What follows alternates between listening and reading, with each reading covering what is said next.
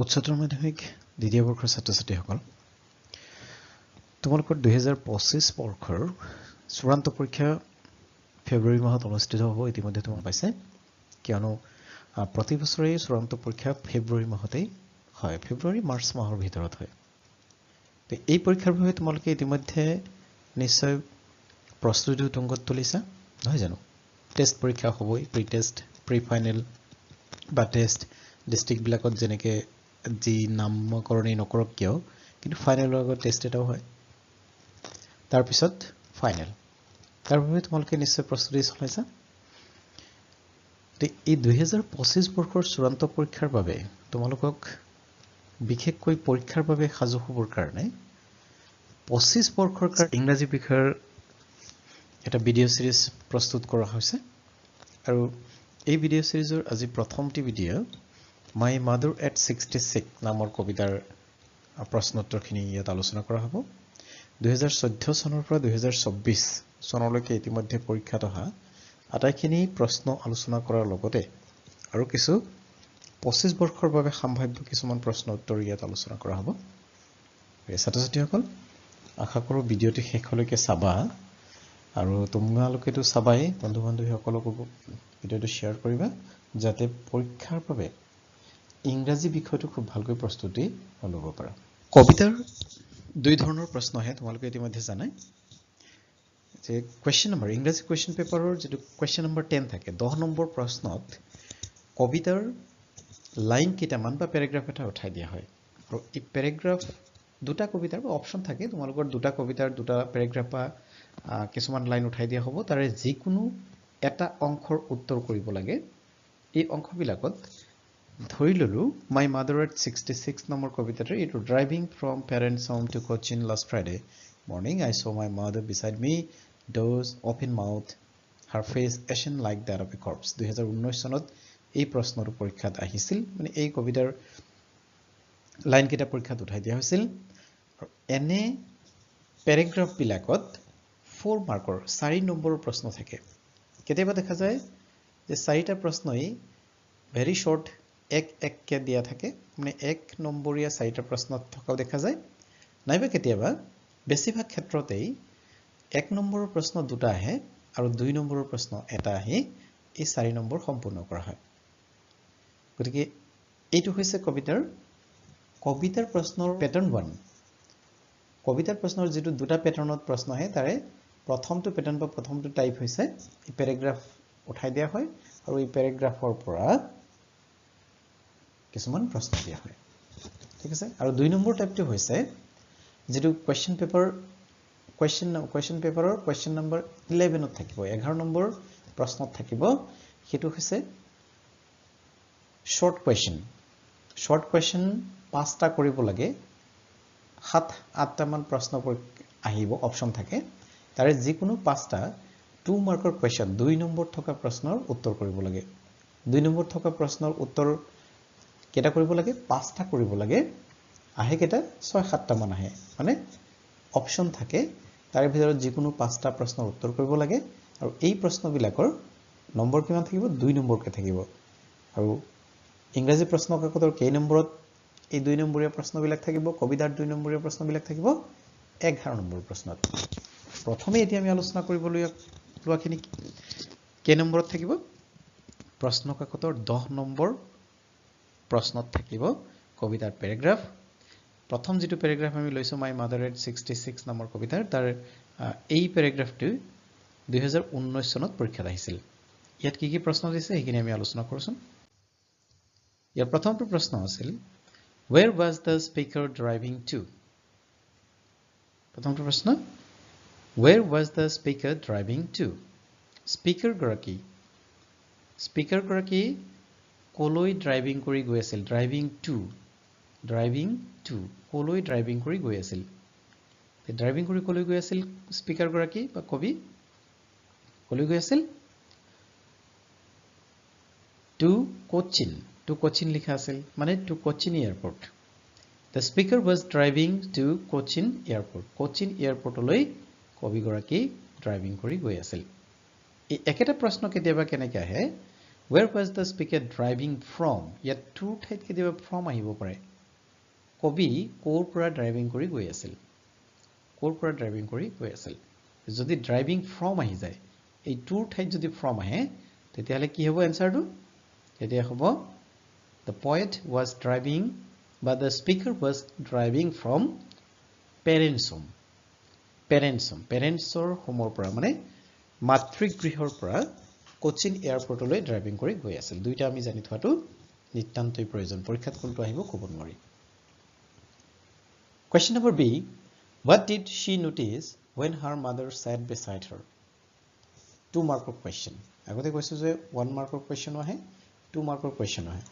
প্ৰথমটো 1 নম্বৰীয়া প্ৰশ্ন দিছিল আৰু দ্বিতীয়টো 2 নম্বৰীয়া প্ৰশ্ন দিছে ঠিক আছে What did she notice when her mother sat beside her তেখেতে কি লক্ষ্য কৰিছিল যেতিয়া মাকৰ ওচৰত বহি গৈছিল কবিয়ে কি লক্ষ্য কৰিছিল যেতিয়া মাকৰ ওচৰত বহি গৈছিল মানে মাকৰ ওচৰত বহি যাওতে কবিয়ে কি লক্ষ্য কৰিছিল She noticed that her open-mouthed dozing mother became very old and became glassless লক্ষ্য কৰিছিল যে মাকৰ কোন মেল খাই আছিল আৰু সিলমিলি টোপনি যোৱা মানে সিলমিল টোপনিত মাকৰ মুখখন অকমান মেল খাই আছিল and became glassless আৰু দেখাত কেনে লাগিছিল মুখমণ্ডলত থকা গ্লেজ নাইকিয়া হৈছিল that she was going to meet indispensable death আৰু এনেকৈ কবিয়ে বুজি পাইছিল যে মাকৰ হয়তো পৰ বেছি দিন এই পৃথিৱীত নাই Question number C find 2 words from the passage that mean sleep lightly and dead body এই প্ৰশ্নটো পৰীক্ষাত বহুত অহা দেখা যায় ভালকৈ মন কৰিবা কবিতাৰ শব্দৰ অৰ্থহে দিয়া হৈছে ইয়াত শব্দ দুটাৰ অৰ্থ দিয়া হৈছে প্ৰশ্নত আৰু এই অৰ্থ প্ৰকাশ কৰা শব্দ দুটা কি কি কবিতাৰ পৰা আমি বাছি উলিয়াব লাগে একেটা প্ৰশ্ন উল্টাকেও দিব পাৰে কেতিয়াবা কি দিব পাৰে ইয়াৰ যেটো কবিতাত থকা শব্দ স্লিপ লাইটলিৰ কাৰণে কবিতাত দিয়া যেটো শব্দ আছে সেইটো দিব পাৰে তাৰ মিনিং লিখিব আহিব পাৰে নাইবা কবিতাত থকা ডেড বডি অৰ্থ প্ৰকাশ কৰা যেটো শব্দ আছে সেইটো প্ৰশ্নত থাকিব পাৰে আৰু ইয়াৰ মিনিং লিখিব আহিব পাৰে সো আমি ইয়াত উত্তৰ এনেকৈ লিখা হৈছে the two words are doze মানে হৈছে sleep lightly আৰু corpse মানে হৈছে dead body এনেকৈ আমি লিখি দিলে হ'ল আৰু এইটো জনাৰ লগে লগে যদি পৰীক্ষাত উল্টাকেও আহে এই প্ৰশ্নটো উল্টাকেও আহে তথাপি তোমালোকে ধুনিয়াকৈ লিখিব পাৰিবা Number D why was her mother's face like that of a corpse মাতৃ মুখমণ্ডল কিয় কৰ্পছৰ দৰে দেখা গৈছিল কৰ্পছ মানে হৈছে ডেড বডি মাতৃ মুখমণ্ডল কিয় ডেড বডিৰ দৰে দেখা গৈছিল Her mother's face was like that of a corpse as she became very old and her face turned pale. মাতৃ মুখমণ্ডল কিয় ডেড বডিৰ দৰে দেখা গৈছিল কাৰণ তেখেতৰ যথেষ্ট বয়স হৈছিল আৰু বয়স হোৱাৰ লগে লগে তেখেতৰ মুখমণ্ডলো খেতা পৰি গৈছিল আৰু দেখি এনেকুৱা লাগিছিল আৰু যেহেতু সিলমিল টোপনিত আছিল মুখখন মেল খাই আছিল আৰু ছাল কুটৰা পৰিছিল দেখাত একেবাৰে ডেড বডিৰ দৰে দেখা গৈছিল 2 নম্বৰ প্যাৰাগ্ৰাফ এই কবিতাৰ পৰা পৰীক্ষাত আহিছিল 2015 চনত আৰু ইয়াৰে দুই এটা প্ৰশ্ন 14 চনতো আহিছিল সেই কাৰণে যত যেনেকৈ আহিছিল সেইখিনি লিখা আছে ইয়াত সো 2 নম্বৰ প্যাৰাগ্ৰাফটো এই কবিতাৰ পৰা যেটো আমি শিকিম হেয়া হৈছে felt that old familiar ache my childhood's fear but all I said was see you soon amma and all I did was smile and smile and smile কবিতাৰ একেবাৰে শেষৰ লাইন কেটা ইয়াত সেন্টেন্স বুলিব নোৱাৰি শেষৰ সেন্টেন্স বুলিব নোৱাৰি কাৰণ my mother at 66 নম্বৰ কবিতাটো মাত্ৰ এটা সেন্টেন্সৰ কবিতা আৰু ইয়াত আমি সেন্টেন্স বুলি ক'ব নোৱাৰো শেষৰ লাইন কেটা প্ৰথম প্ৰশ্ন what was the childhood fear that now troubled the poet what was the childhood fear that now troubled the poet কবিৰ সেই চাইল্ডহুড ফিয়াৰটো কি আছিল লৰালি কালৰ যে ভয় সেই ভয়টো কি আছিল যেটোৱে কবিক এতিয়াও আমনি দিয়ে যেটো ভয়ে কবিক এতিয়াও আমনি দিয়ে The poet's mother imminent death was the childhood fear that now troubled the poet. কবিৰ মাতৃৰ আসন্ন বিয়োগৰ যি বেদনা বিয়োগৰ যি ভয় আসন্ন বিয়োগ মানে হয়তো খুব কম দিনৰ ভিতৰতে কবিৰ মাতৃৰ মৃত্যু ঘটিব পাৰে আৰু এই যে বেদনা মাতৃৰ মৃত্যুৰ যি বেদনাৰ আগতীয়াকৈ কল্পনা কৰিছে কবিয়ে এইটোকেই তেওঁ এতিয়াও আমনি কৰে বুলি কোৱা হৈছে আৰু এইটোৱে হৈছে তেওঁৰ চাইল্ডহুড ফিয়াৰ লৰালি কালৰ সেই ভয় Question number B. What do the poet's parting words suggest? 2019 আৰু 22 বৰ্ষত এই প্ৰশ্নটো আহিছিল 2 নম্বৰ প্ৰশ্নৰ কাৰণে আহিছিল এই যে question number 11 তো থাকিব পাৰে এনে ধৰণৰ প্ৰশ্ন So এই প্ৰশ্নটোত কোৱা হৈছে parting words মানে কবিয়ে মাতৃৰ লগত পতা একেবাৰে শেষৰ শব্দকেইটা এয়াৰপৰ্টত যোৱাৰ পিছত মাতৃৰ লগত যি শেষত কোৱা সেই শব্দকেইটাৰ কি সাজেষ্ট কৰিছে কি বুজাইছে The parting words কেইটা কি কি হেকুতে আমি লিখিব লাগিব তেতিয়া The parting words see you soon amma suggests that the poet wished to meet her mother again but she is not sure whether it would be possible or not Parting word কেইটা কি কি see you soon amma পুনৰ সোনকালে দেখা হম এই word কেইটাই কবি যে উইশ কৰিছে মাতৃক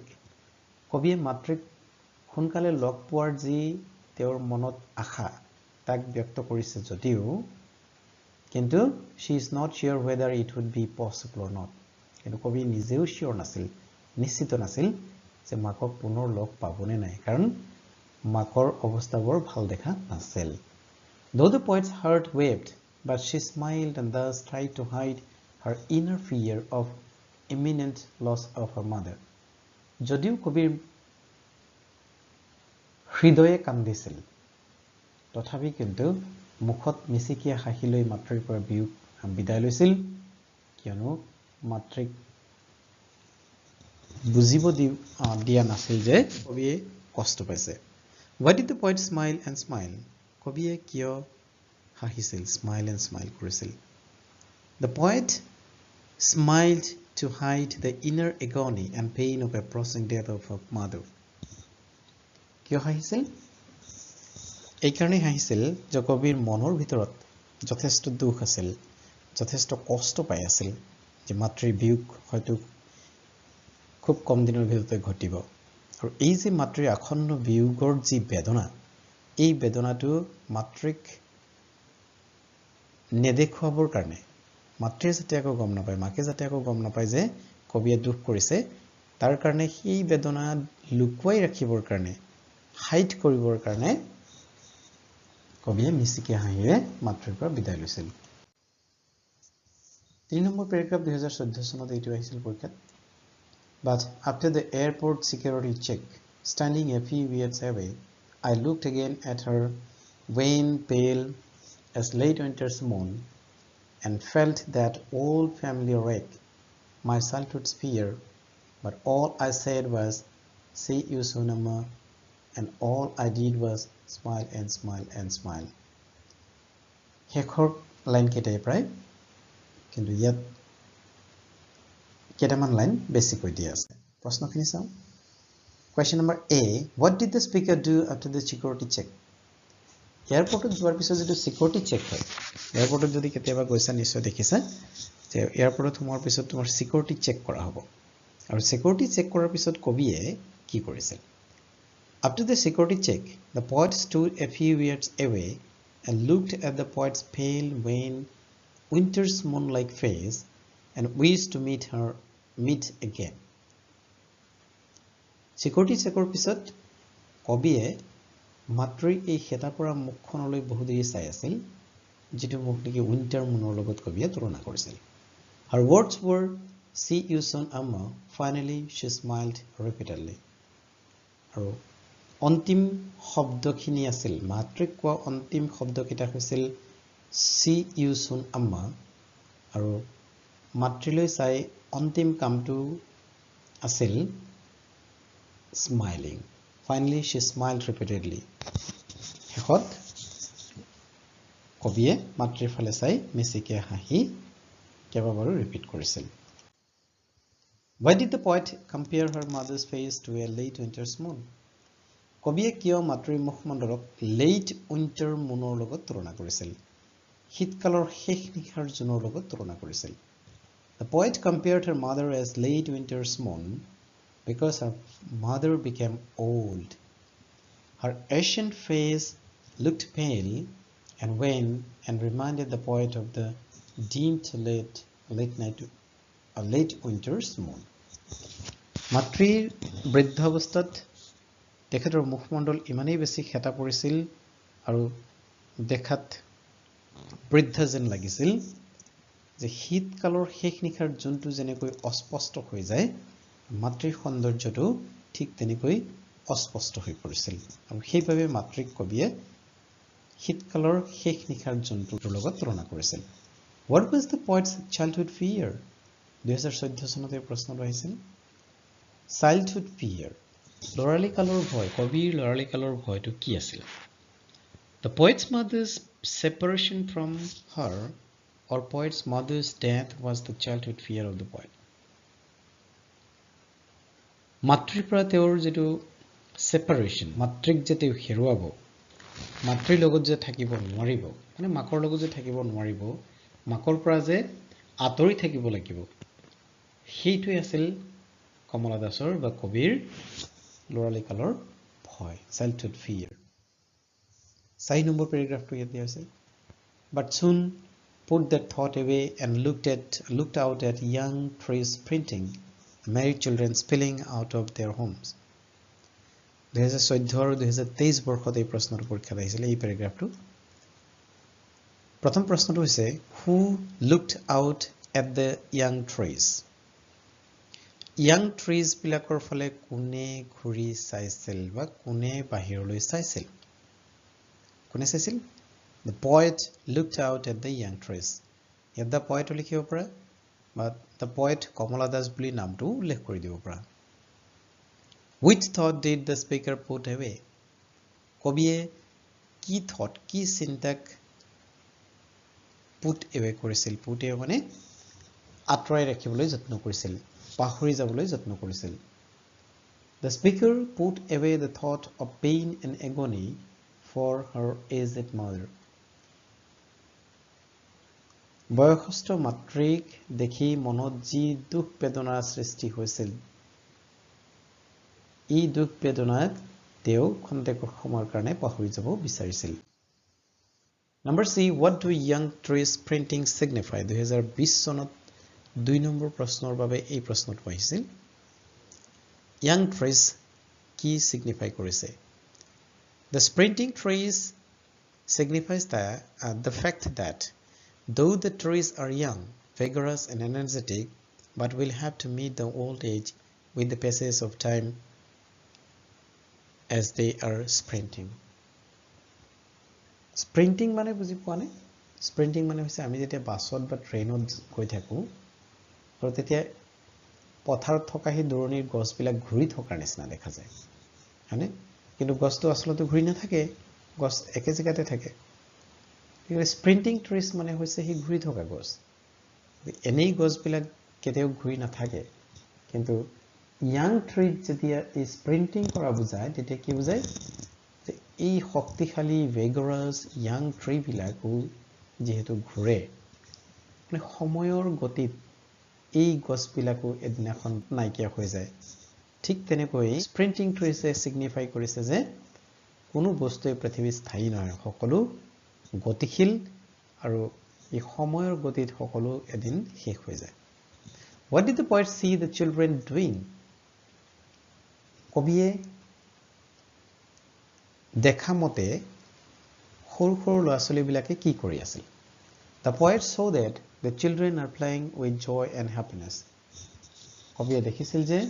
ল'ৰা ছোৱালীবিলাকে মনৰ আনন্দত নাচি বাগি খেলি আছিল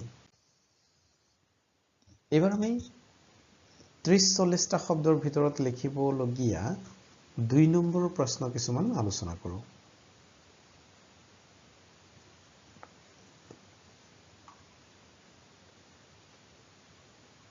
Why has mother been compared to late winter's moon 2015 17 আৰু 20 চনত এই প্ৰশ্ন পাইছিল ইতিমধ্যে আমি 1 নম্বৰ প্ৰশ্নতে এইটো আলোচনা কৰিছিলো এই প্যাৰাগ্ৰাফত Why has mother been compared to late winter's moon কবিয়ে কিয় নিজৰ মাতৃক শীতকালৰ শেষ নিশাৰ জোনৰ লগত তুলনা কৰিছিল Late winter's moon becomes dimmed and gives faded light শীতকালৰ শেষ নিশাৰ জোনে কেনে পোহৰ দিয়ে dim light দিয়ে মানে স্পষ্ট নহয় অস্পষ্ট লাইট দিয়ে or faded light The poet's mother is aged and turns pale কবিৰ মাতৃ ঠিক তেনেকৈ বৃদ্ধা হৈ গৈছিল আৰু তেখেতৰ মুখমণ্ডল খেতা পৰি গৈছিল a vein like that of a winter's moon শীতকালৰ জোনৰ দৰে অস্পষ্ট হৈ গৈছিল So the poet compared her mother like that আৰু সেইভাবে কবিয়ে নিজ মাতৃক এনেকৈ তুলনা কৰিছিল What is the kind of pain and ache that the poet feels 2014 চনত আহিছিল কবিয়ে কেনে ধৰণৰ পেইন আৰু এক দুইটা বিষ বেদনাই বুজায় কবিয়ে কেনে ধৰণৰ বেদনা অনুভৱ কৰিছিল The poet's mother is aged কবিৰ মাতৃৰ বয়স হৈছিল became ashen pale and wan and the poet foresees her approaching death in near future and thus the poet is very sad and her heart weeps কবিৰ মাতৃ এনে বৃদ্ধা খুঠুৰা ছাল আৰু খেতা পৰা মুখমণ্ডল দেখি কবিৰ এনে অনুভৱ হৈছিল যে তেখেতৰ বেছি দিন এই পৃথিৱীত নাথাকে আৰু তাৰ বাবে কবিৰ অন্তৰে কান্দিছিল This is the kind of ache and pain that the poet feels আৰু এনে ধৰণৰ দুখ বেদনাই কবিয়ে অনুভৱ কৰিছিল Explain the statement I saw my mother her face ashen like that of a corpse 2014 চনত আহিছিল I saw my mother মই দেখিছিলো মাক her face ashen like that of a corpse মুখমণ্ডলটো কি কেনে দেখা গৈছিল dead body দৰে দেখা গৈছিল corpseৰ দৰে দেখা গৈছিল When the poet and her mother were going to airport in a car the poet looks at her mother and realized that her mother became aged and lost the glow of youth in such a depth that her face resembles a dead body. কবি আৰু মাতৃ যেতিয়া কোচিন এয়াৰপৰ্টলৈ গাড়ীত গৈ আছিল কাৰত গৈ আছিল সেই সময়ত কবিয়ে মাতৃৰ ফালে লক্ষ্য কৰিছিল আৰু তেতিয়া দেখা পাইছিল যে কবিৰ মাতৃৰ যথেষ্ট বয়স হৈছিল সেই যুৱতী কালৰ যি সৌন্দৰ্য সেই সৌন্দৰ্য আৰু এতিয়া নাই আৰু এনে গভীৰতালৈ কবিৰ মাকৰ সৌন্দৰ্য নাইকিয়া হৈছিল যে দেখাত প্ৰায় ডেড বডিটোৰ দৰে দেখা গৈছিল Why has the poet brought in the image of married children spilling out of homes এই যে কবিয়ে এটা ইমেজ আনিছে ইমেজ জানানে কবিতা এটা পঢ়ি যোৱাৰ লগে লগে আমি কিছুমান ছবি দেখা যেন লাগে যেনে কবি আৰু মাক যেতিয়া গাড়ীত বহি গৈ আছিল তেতিয়া বাহিৰত থকা সেই গছবিলাক যে ঘূৰি আছিল তেনেকে বৰ্ণনা কৰা হৈছিল এই যে গছ ঘূৰি আছিল স্প্ৰিন্টিং ট্ৰিজ বুলি কোৱা হৈছিল সেইটো যেতিয়া আমি পঢ়িম তেতিয়া আমাৰ চকুৰ আগত সেই ঘূৰি থকা গছটো দেখা যাব আমি অনুভৱ কৰিব পাৰিম নহয় জানো আৰু সেইটোৱে হৈছে ইমেজ কবিতাত গতিকে কবিতাত আৰু এটা ইমেজ ব্যৱহাৰ কৰিছিল কবিয়ে সেইটো হৈছে spilling out of the homes married children spilling out of the homes আনন্দমনে সৰু সৰু ল'ৰা ছোৱালীবিলাক বাহিৰত নাচি বাগি খেলি আছিল এটো এটা ইমেজ এইখিনি কথা কোৱাৰ লগে লগে আমাৰ সেই দৃশ্যটো চকুৰ আগত ভাহি উঠিছে তে এই ইমেজটো কবিয়ে কিয় ব্যৱহাৰ কৰিছিল কবিতাত 2016 আৰু 18 চনত এই প্ৰশ্নটো পৰীক্ষাত আহিছিল The image of married children spilling out of their home signifies the liveliness of life এই যে সৰু ল'ৰা-ছোৱালীবিলাকে আনন্দ মনে নাচি বাগি খেলি আছিল এটোৱে আমাৰ জীৱনৰ লাইভলিনেছ সতেজতা দেখুৱাইছে It is used as contrast to the mother's old age. আৰু এইটো ইমেজ মানে ল'ৰা-ছোৱালীবিলাকে নাচি বাগি আনন্দ মনে খেলি থকা যেটো দৃশ্য যেটো ইমেজ এই ইমেজটো কবিৰ মাতৃৰ বৃদ্ধাৱস্থাৰ বিপৰীতে ইয়াক দেখুৱা হৈছে What kind of images does the poet use to signify her mother's aging decay in the poem? My mother at 66. 2023 চনত এই প্ৰশ্নটো পৰীক্ষাত আহিছিল প্ৰশ্নটো কি কৈছে What kind of images does the poet use to signify? কেনে ধৰণৰ ইমেজ ব্যৱহাৰ কৰিছে কবিতাত to signify mother's aging decay in the poem? মাতৃৰ যে বয়স হৈছিল এই কথাটো দেখাবলৈ কবিয়ে কি ইমেজ ব্যৱহাৰ কৰিছিল ইমেজটো কি ইতিমধ্যে তুমি বুজি পালা তোমালোকে বুজি পালা যে কবিতা পঢ়ি যাওতে আমাৰ চকুৰ আগত যিবিলাক ছবি ভাহি উঠে যেনেকৈ বৰ্ণনা কৰে আমি কবিয়ে কবিতাত যেনেকৈ কিবা এটা বস্তু বৰ্ণনা কৰে আৰু সেই বৰ্ণনাত যেতিয়া আমি ছবি দেখিবলৈ পাওঁ সেইটো ইমেজ যে কবিৰ মাতৃৰ যে বয়স হৈছিল সেইটো বুজাবলৈ কি ইমেজ ব্যৱহাৰ কৰিছে কবিতাত The poet visualizes images to signify her mother's aging decay in the poem My mother at 66 My mother at 66 নামৰ কবিতাটোত কবিয়ে মাতৃৰ বয়স হোৱাটো দেখাবৰ কাৰণে কেটামান ইমেজ ব্যৱহাৰ কৰিছে The image of late winter's moon এটা ইমেজ হৈছে late winter's moon শীতকালৰ শেষ নিশাৰ জোনটো এইবুলি কোৱাৰ লগে লগে আমাৰ চকুৰ আগত সেই আকাশত অস্পষ্ট জোনৰ ছবি এটা আমাৰ চকুৰ আগত ভাহি উঠিছে হয়নে আৰু অস্পষ্ট জোনৰ ছবি এটা কি দেখুৱাইছে যে কবিৰ বয়স হোৱাৰ কথা ইয়াত দেখুৱা হৈছে Asian face are prominent Kamala Das describes her mother's face as Asian faded glowless dim pale similar to the face of a corpse আৰু এই যে ডেড বডিৰ লগত তুলনা কৰিছে কবিৰ মাতৃৰ মুখমণ্ডলটো যে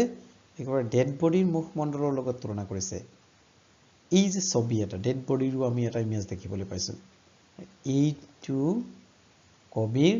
বয়স হোৱা দেখুৱাই এটা ইমেজই হয় বুজি পালানে কি ইমেজ ব্যৱহাৰ কৰিছে